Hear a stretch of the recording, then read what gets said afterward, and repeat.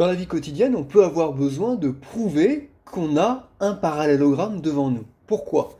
Parce qu'un parallélogramme, c'est un quadrilatère qui a ses côtés opposés 2 à 2 parallèles. Et dans la vie, on a besoin de savoir si certains objets sont ou non parallèles. Prenons l'exemple de cette table, représentée ici en perspective.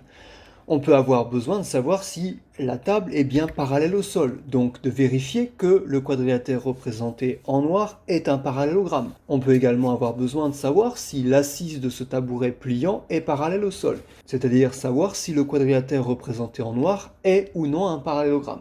Et pour ça, on peut par exemple mesurer les longueurs de ces petits segments en pointillés. On verra comment. Alors, qu'est-ce qui fait qu'un simple quadrilatère comme celui-ci est un parallélogramme? Déjà, il y a la définition. Si les côtés opposés sont 2 à 2 parallèles, ce côté et ce côté, c'est bien sûr un parallélogramme. Mais on n'a pas toujours la possibilité de savoir que les côtés opposés sont 2 à 2 parallèles. Parfois, les seules informations qu'on a, ce sont les longueurs des côtés. Ici, j'ai construit un quadrilatère particulier, puisque, quelle que soit la position des sommets, ce côté et ce côté ont la même longueur, ce côté et ce côté ont toujours la même longueur. C'est-à-dire que les côtés opposés sont 2 à 2 de même longueur. J'ai pas imposé le fait qu'ils soient parallèles. Il semble que ça suffise pour que ce quadrilatère soit un parallélogramme. Mais déplaçons un peu les points.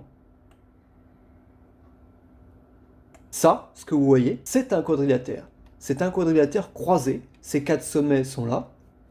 Et ces côtés sont celui-là, celui-là, celui-là, celui-là. Donc ce quadrilatère a ses côtés opposés, celui-là et celui-là, qui sont 2 à 2 de même longueur, pourtant ce n'est pas un parallélogramme. Là, j'ai 2 segments qui sont parallèles et de même longueur. Si je construis le quadrilatère suivant, il semble que ce soit un parallélogramme. Mais avec ces 2 côtés, j'aurais également pu construire ce quadrilatère-là. Quadrilatère croisé. Il a 2 côtés opposés, parallèles et de la même longueur. C'est pas un parallélogramme pour autant. Et enfin, parfois, on n'a aucune information sur les côtés, mais uniquement des informations sur les diagonales. Là, j'ai tracé 2 segments qui ont la particularité d'avoir tous les deux le même milieu. Ce point, c'est le milieu de ce segment et le milieu de ce segment.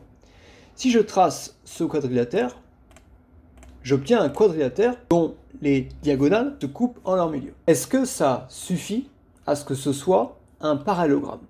Il semble que oui. Ça se justifie très facilement puisque ce point est un centre de symétrie de ce quadrilatère. Donc le symétrique de ce côté par rapport à ce point, c'est ce côté. Donc ces 2 côtés sont parallèles.